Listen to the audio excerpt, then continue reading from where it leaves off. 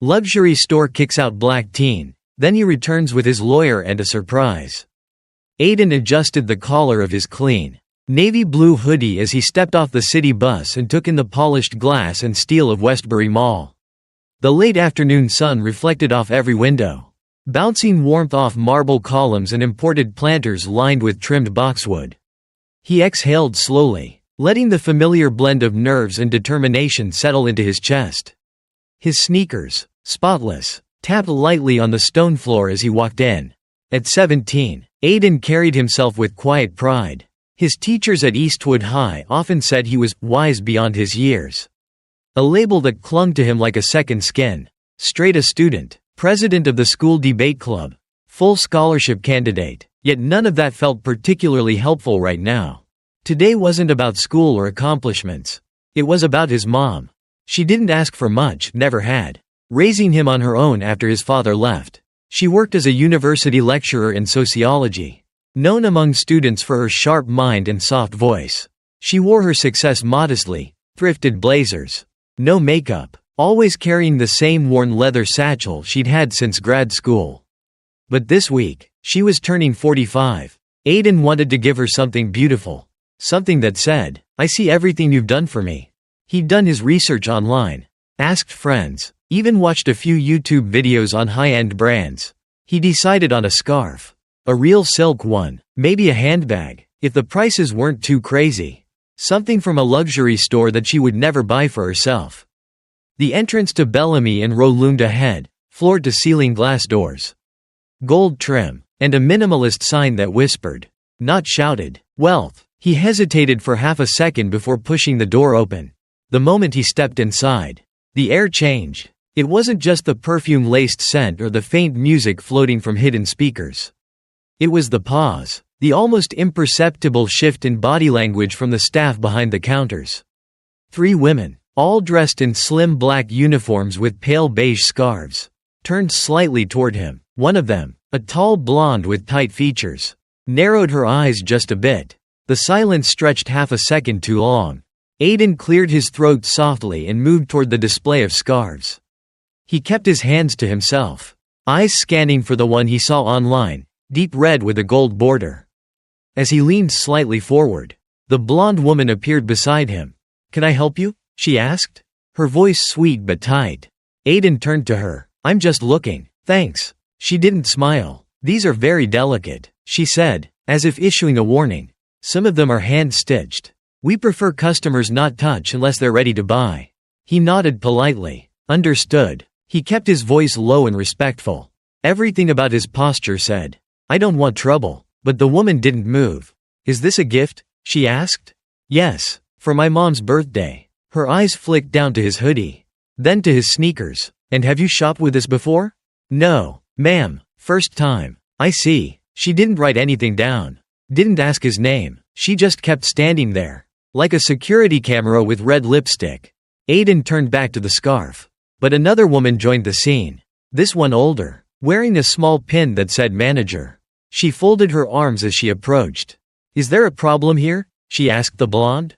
The blonde tilted her head toward Aiden. "He's just browsing." The manager's eyes landed on Aiden and stayed there. "Do you know how much these cost?" she asked him, flatly. Aiden hesitated. "Yes, ma'am, I looked online. Around $200, right?" The manager's eyebrows rose as if he'd said something absurd. "They start at $300. Our handbags begin at $1,500. "I see. I was thinking of getting a scarf. For my mother." The woman took a step closer. "Are you planning to pay with cash or card?" Aiden blinked. I haven't decided yet." She sighed, loud enough for the others to hear. "Well, if you're just browsing, I'd suggest doing that at one of our partner retailers. We're not a gallery." Aiden frowned slightly. "I wasn't trying to. I just wanted to see it in person." Before he could finish, the manager made a small gesture. And within seconds, a uniformed guard appeared from the side hallway. The guard was tall, heavy-set, with a radio on his belt. He gave Aiden a long, blank look before speaking. "Is there an issue?" the guard asked. "No," Aiden said. "I'm just looking for a scarf. That's all." The manager shook her head. "He's made the staff uncomfortable. He doesn't seem to have the means or the intention to make a purchase." Aiden felt a flush rise in his cheeks. "That's not true." "Sir," the guard interrupted, his tone suddenly firm, "I'm going to have to ask you to leave. But I didn't do anything. This is private property. We reserve the right to refuse service." Aiden stared at the guard. Then at the women. No one looked apologetic. The blonde had already returned to folding scarves. His voice cracked a little. "You think I'm stealing?" "We didn't say that," the manager replied coolly. "We're simply enforcing store policy." Aiden stood frozen, shame burning in his chest. He felt the weight of the silence. The eyes that wouldn't meet his. The judgment in their averted glances. He reached into his pocket and pulled out the wallet he'd brought. The one with $250 in birthday money and saved allowance. "Look," he said quietly, holding it up, "I came here to buy something for my mom." The manager didn't even glance at the wallet. "That's enough. You need to leave, now." The guard stepped forward, placing a hand near Aiden's elbow. And just like that, Aiden was escorted out of the store. The glass doors shut behind him with a soft click. But the sound echoed in his chest like a slammed gate. He stood there in the hallway of the mall, blinking back the sudden sting in his eyes. He could still feel them watching, at least in his mind, the judgment and dismissal that clung to him like dirt he couldn't wash off. He turned and walked toward the exit. The sounds of the mall blurred into white noise, the hum of escalators, the chatter of weekend shoppers, the squeak of shoes on tile. Somewhere, a child was laughing. Somewhere else, a fountain splashed gently. But inside him, everything was hollow. By the time he stepped back onto the sidewalk, Aiden could no longer hold back the tears. They slipped down his cheeks, hot and silent, as he kept walking. And as he walked, one thought repeated itself in his mind, over and over, like a heartbeat. "They didn't even see me." Not really. The apartment was quiet when Aiden got home. His mother was at the kitchen counter, grading papers in her usual methodical rhythm. A soft jazz tune played from the Bluetooth speaker on the windowsill. A comforting hum that usually filled their evenings. But tonight, it felt like background noise to a storm that hadn't arrived yet. He dropped his backpack at the door, kicked off his shoes, and stood silently for a moment. She didn't look up. "Hey baby, how was the mall?" He opened his mouth, but nothing came out. Aiden swallowed, trying to find the words, trying not to let his voice crack again. "It was bad," he said finally, and that was enough. She turned around slowly. Her eyes met his, sharp, clear, and instantly alert. She didn't ask him to explain. She waited. So Aiden told her everything. He told her how the staff followed him like a shadow.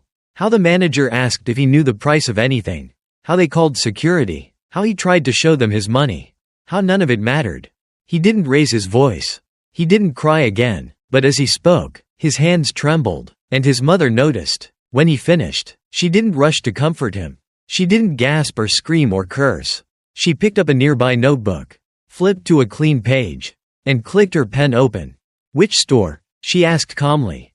"Bellamy and Row, at Westbury." "What time were you there?" "About 4:30. She wrote it down. "What did the manager look like?" "White woman, mid-50s, short brown hair, sharp voice, real cold." She nodded and continued to jot notes. "Did she give her name?" "No, but there was a blonde saleswoman who called her over." "Good. Anyone else involved?" "A guard. He didn't touch me, but he made it real clear I had to leave." His mother set the pen down and looked at him fully. Her expression was unreadable. "I'm sorry that happened to you," she said. He nodded. I wanted to do something nice for you." "I know you did." She walked over and touched his cheek with the back of her hand. "And I'm proud of you for staying calm." "But that's the thing, Mom. I was calm. I was polite. I even had my money ready. And it still didn't matter." She exhaled slowly. "That's because this isn't about you. It never was." Aiden looked down. "So what now? Just let it go?" She smiled faintly. "You know me better than that." He looked up. "Then what?" "I'm calling Simone." That name hit different. Simone Bailey had been around since Aiden was little, part aunt, part family legend. She was sharp-tongued, never missed a beat, and worked as a civil rights attorney with a reputation for eating corporate lawyers alive. Aiden hadn't seen her in a couple of years, but he still remembered the way she could dissect an argument like a surgeon with a scalpel. His mom pulled out her phone and tapped the screen. It rang twice. "Moni," she said when the line picked up. "You busy?" Whatever Simone said in return made his mom smile wider. "I need your eyes on something. My son had an encounter today that needs a bit of legal sunlight." There was a pause, then a deep chuckle from the speaker. "Bellamy and Rowe," his mom said. "Westbury Mall, about 4:30. Manager called security on him for breathing near a scarf." Another pause. His mother's voice dropped a note lower. "Yes, that kind of incident." Aiden watched her pace slowly as she talked. Her tone cool, precise, surgical. "No, he didn't provoke anyone. I taught him better. No, they didn't know who he was. Or whose son. I'd like to keep it that way. For now." When she hung up, she turned to Aiden. "She'll be here in the morning." "Here? We're going to handle this the proper way." "What does that mean?" "It means," she said, "that you're going to help us file a formal complaint. And Simone is going to help us collect evidence. Security footage, eyewitnesses, internal policies. We'll start with a letter to corporate. If they're smart, they'll settle. If they're arrogant." Her smile returned, but this time it was razor thin. "Well, then they'll see what happens when arrogance meets litigation." Aiden blinked. "Wait, how serious is this?" "As serious as they made it when they put their hands on my child." Her voice was calm, not angry, not even cold, just sure. "But Mom, are you sure we should escalate it like this?" She studied him. "Do you think they'd have done that to you if you were white?" He hesitated. "No. Then they need to learn what it costs to treat us like shadows." He looked down again, processing. A strange mixture of shame, pride, and confusion bubbled up inside him. "You didn't even get mad," he murmured. She leaned against the counter, arms folded. "Aiden," she said softly, "I've seen this play out more times than I can count. Getting mad doesn't win battles. Strategy does." She walked over, kissed the top of his head, and whispered, "They don't know who they just disrespected." He looked up. "What do you mean?" But she only smiled again, returned to her notebook, and began outlining what she called steps. He watched her, silent. She moved with the certainty of someone who had seen this storm before, and who knew how to tame it.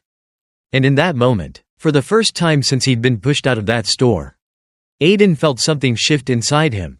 Not just anger, not just humiliation, but clarity, resolve. Maybe they'd seen him as a threat. Maybe they were right. He didn't know exactly what was coming next. But one thing was becoming very clear.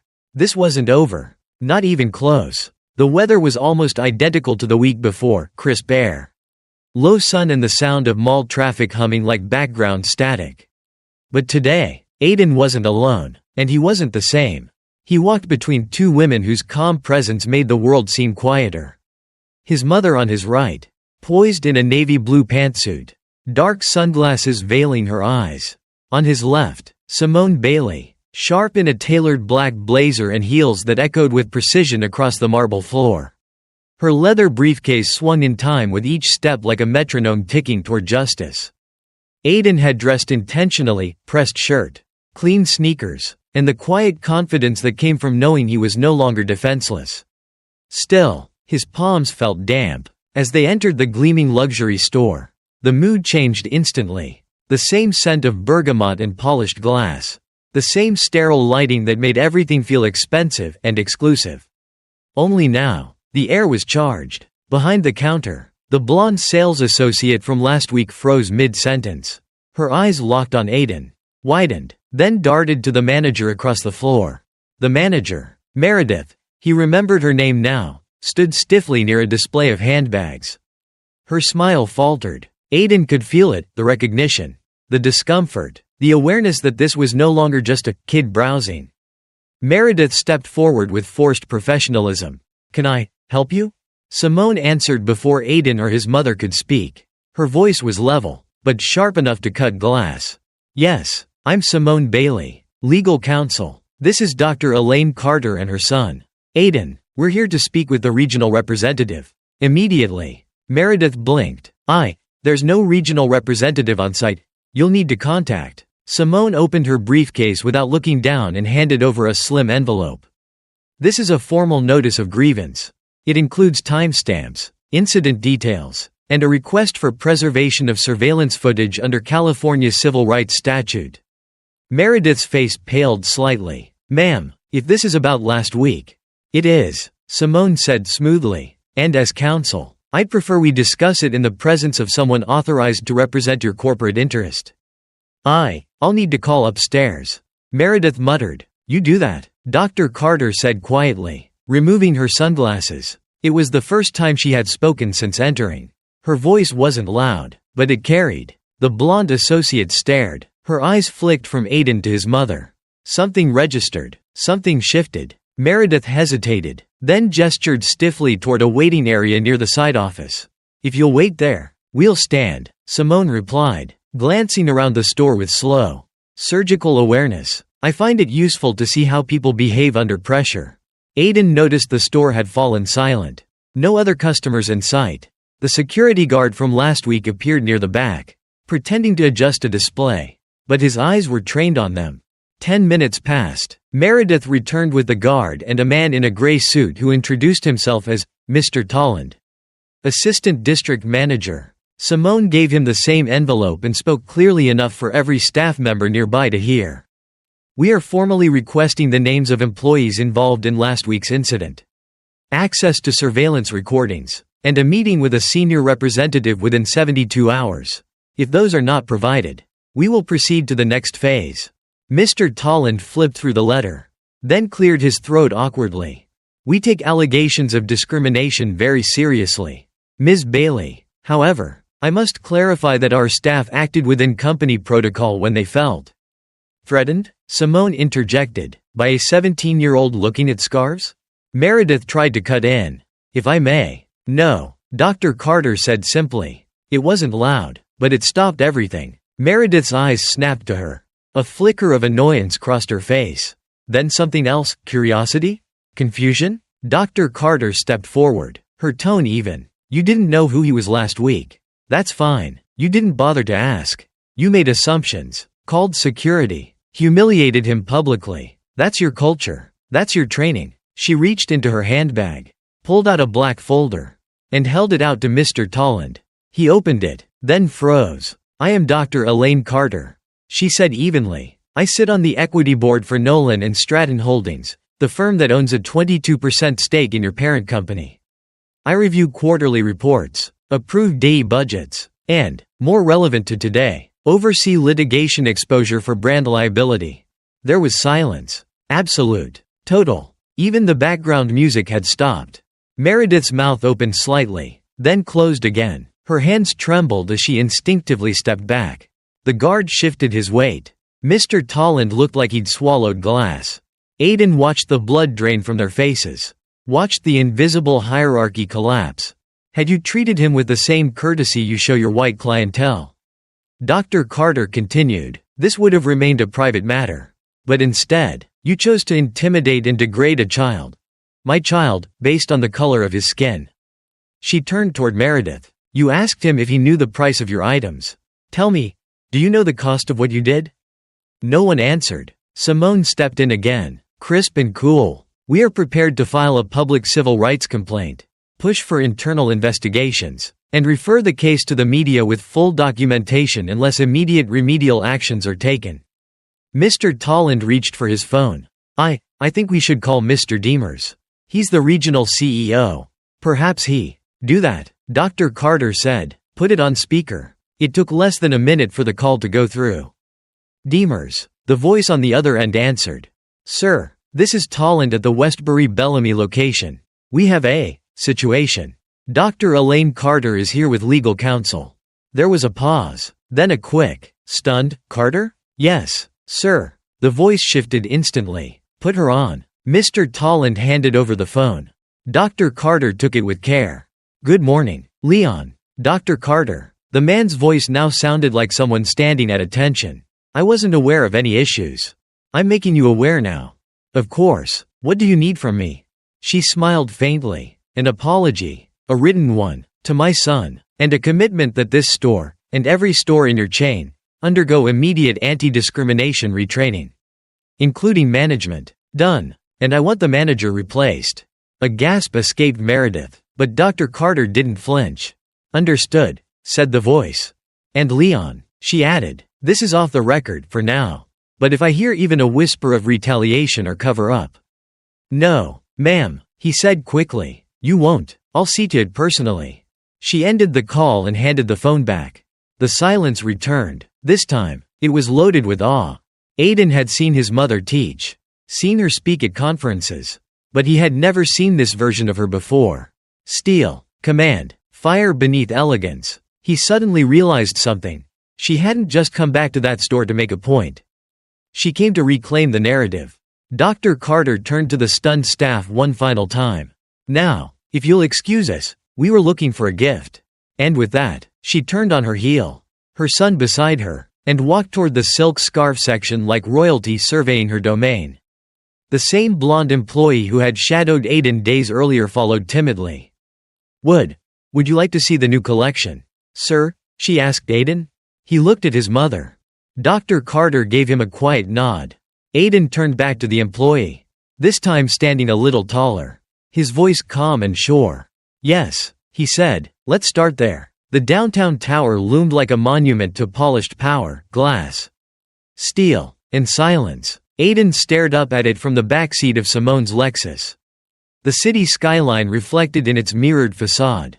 He tugged lightly at his blazer sleeve, feeling the weight of the moment press into his shoulders. His mother sat poised beside him, legs crossed, a tablet balanced calmly on her lap. Simone was at the wheel, her lips pressed in a firm line, eyes steady as a general arriving at war. The security guard downstairs had their names. An escort in a gray vest led them past elevators, past frosted glass doors and marble floors that made every step echo like a statement. It was a place built to intimidate. But Dr. Elaine Carter walked through it like she belonged there, because she did. When the double doors to the boardroom opened, the room stilled. Inside, a long walnut table, surrounded by men in suits and two women, one in pearls, one in power red. The CEO, Leon Demers, stood as they entered. He looked less imposing than Aiden expected, more tired than terrifying. His eyes scanned from Simone to Dr. Carter, then settled, uncomfortably, on Aiden. "Dr. Carter," Demers said, extending a hand, "thank you for agreeing to meet." She shook it, then took her seat without waiting for pleasantries. "We'll keep this direct," Simone said, her voice smooth as silk but sharp enough to pierce. "My client and her son are here as a courtesy. But you should know, the timeline for resolution is now measured in hours, not weeks." Demers cleared his throat. "We've reviewed the initial report and are deeply concerned by what happened at our Westbury location." Aiden watched as Simone calmly placed a tablet on the table, pressed play, and turned it to face the room. Security footage, muted, black and white, but devastatingly clear. The image of Aiden standing near the scarf rack, the blonde associate trailing him, Meredith's arrival, the way she gestured toward the door, the body language, the way Aiden's shoulders shrank, the moment the guard arrived, and Aiden was ushered out, visibly confused, eyes wide. Nobody spoke. Then Simone tapped again. A second clip. The same incident, but this time audio enhanced, from Aiden's phone, quietly recording from his pocket. Meredith's voice came through sharp. "If you're just here to take photos, I suggest you leave." Aiden's own voice, hesitant. "I'm just looking for a gift for my mom." The guard. "That's enough. Let's go." Simone let the final moments play, the scuffling footsteps, the thud of the door closing behind Aiden. Silence. One of the board members coughed lightly. Another looked at the table, not meeting anyone's gaze. Dr. Carter finally spoke. "This is not the behavior of one employee. It is the outcome of a culture." A message passed silently through protocol and posture. You don't need signs on the wall to make a place hostile. You just need silence when injustice happens. She paused. This time, we didn't stay silent. Simone slid a printed document across the table to Demers. "Here are our terms for resolution. They include full internal review of hiring and training practices, mandatory anti-bias training across all retail locations, a formal written apology, delivered publicly, disciplinary action including termination of staff directly involved, and a compensation settlement for the reputational and emotional damage caused to Aiden." Demers didn't flinch. "We expected those asks, but we'll need time to consider specifics of the." "No," Simone said simply. "You don't have time, because while you've been reviewing internal memos, the video has already started circulating." Gasps from across the table. Dr. Carter turned to Simone. "You leaked it?" Simone raised an eyebrow. "No. I just happened to mention it during a private panel with journalists who are very passionate about corporate discrimination stories." She tapped her phone once. "It's trending now." Demers pulled out his own phone. The room filled with the faint sounds of typing. Gasps. Shifting discomfort. "The public narrative is forming," Simone said. "You can either shape it with accountability or drown in it by denial." Aiden watched the boardroom shift from defensive to frightened. One of the older men leaned toward Demers and whispered. Another woman, arms crossed, nodded sharply. "Let me be very clear," Dr. Carter said, eyes locking on Demers. "This isn't about revenge. It's about responsibility. My son walked into your store believing the world would treat him fairly. You shattered that illusion, but he will not carry your shame." Aiden felt the heat rise behind his eyes. He hadn't spoken yet. He didn't need to. His mother and Simone spoke with the weight of 1,000 unspoken stories just like his. Demers exhaled slowly. "We accept the terms. All of them." One of the board members opened his mouth. But Demers cut him off. "We can't afford not to." Simone leaned back in her chair. "Good decision." Demers turned toward Aiden. "I want to apologize to you directly," he said. "What happened was unacceptable. We failed you, and I promise that failure will not be repeated." Aiden nodded slowly. "Thank you." It wasn't about the words. It was about finally being seen. As they exited the building 30 minutes later, reporters were already gathering outside. Dr. Carter put her arm around Aiden's shoulder, steering him gently away from the cameras. "You okay?" she asked. He nodded. "I think so." "You were brave," she said softly, "but don't let them make you feel like you're lucky this got fixed. They're lucky you gave them the chance." Simone walked just ahead, phone to her ear, already managing the press. Aiden looked back at the tower behind them, a place that had once seemed so untouchable. Now he knew. Power could be challenged, not with anger, but with clarity, not by shouting, but by showing the truth. He wasn't just a kid anymore. He was part of something bigger. And this time, they had been the ones asked to leave the room in shame. The notification came while Aiden was brushing his teeth. Just a soft chime from the nightstand. He rinsed, wiped his mouth, and reached for his phone.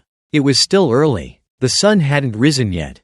But the message glowed brightly against the darkness. Official statement from Maison Gervais, apology and commitment to change. He stared at it for a long moment, then tapped. The video opened with a black screen and white text. "To our customers, to our communities, and to Aiden Carter, we failed you. And we must do better." Then came the CEO, standing against a muted background, not flanked by lawyers or PR reps, but alone. He looked into the camera and said Aiden's name, clearly, respectfully. No euphemisms, no vague allusions to an unfortunate misunderstanding. "I want to speak to Aiden Carter, and to every young person who has ever felt unwelcome in a space where they belonged." Demers said, "At Maison Gervais, we pride ourselves on luxury, but we forgot that true luxury begins with humanity. There is no style without respect, no elegance in exclusion. We will change. We must change." The video cut to short clips, new training programs, a scholarship fund in Aiden's name for aspiring black designers, and a still image of the store manager's vacant desk. Aiden sat on the edge of his bed, silent. He didn't smile. He didn't cheer, but something in him settled, like a wound finally sealed. Not erased, but acknowledged. By noon, his name was trending. By evening, he was invited to speak. The event was called, Own Your Story. It was hosted by a youth leadership organization, and the room was packed with teenagers of every shade and style: braids, locks, fades, scarves, sneakers, blazers, hoodies, heels, all there to listen, all with their own stories. Aiden stood on stage, hands lightly gripping the podium, lights warm on his face. "I didn't come here to talk about a handbag store," he began. "I came to talk about moments. Moments when the world tries to shrink you. When it tells you that your skin speaks louder than your kindness, your knowledge, or your potential." He paused, meeting their eyes. "I didn't get angry that day. I got quiet, and that silence almost swallowed me. But then I remembered. Silence helps the strong stay in power. Speaking up, even just by telling the truth, is how we shift it." A murmur of agreement passed through the room. He told the story honestly, not with bitterness, but with clarity. He described what it felt like to be 13, Followed in a store for the first time. What it was like to smile politely just to be seen as non-threatening. How many times he'd stayed quiet to stay safe. And this time, he said, I didn't stay quiet, not because I had power, but because I had people. He looked down at the front row, his mom, composed as ever, and Simone, clapping softly. You don't have to fight alone. Aiden finished. But when you do fight, fight smart. Fight with truth. Fight with community. And always know your worth. The room rose with applause. Not out of pity, but pride. A week later, Aiden walked into a small bookstore on 5th Street. It smelled of dust and ink. A comforting scent that wrapped around him like old pages. He wasn't looking for anything in particular. Just something, right. It was his mother's birthday again. A year had passed since the day that started it all. He drifted toward the back, his fingers brushing over titles, spines, until one caught his eye. Black futures. Essays. Art. Voices. Past pain and future power. He smiled. At the counter, the old woman behind the register looked at him kindly. Good choice, she said. Is it for someone special? Yeah, Aiden replied. My mom. Outside, the sky was pale with late afternoon light. He found her waiting by the bench, reading on her tablet, as if time had paused for her. He held the wrapped book out. Another gift? She said, lifting an eyebrow. You spoil me. Don't worry. Aiden grinned. It's not expensive this time. She opened it carefully, then looked up with a warm smile. You know, Aiden said, stuffing his hands in his pockets. I used to think the best gifts had to come from those shiny stores. Now I know better. Do you? She asked. Amused. Yeah, he nodded. Sometimes, the best gift isn't in the price. It's in the meaning. She held his gaze for a moment, then said softly, that may be true, but remember, son, respect always has a price. And you never owe it to those who deny yours. He let the words settle. Let them become part of him. Then, with a voice steadier than before, he said, when they look at me and only see my skin, I'll let my actions, and my mind, make them look again. She touched his cheek, her eyes full. That's my boy. And as the wind stirred around them, carrying the distant sound of traffic, footsteps, life, Aiden Carter stood tall, book in hand, past behind him, and the future wide open. Thank you for listening. Stay proud, stay strong, and remember, your voice has power. Your story matters.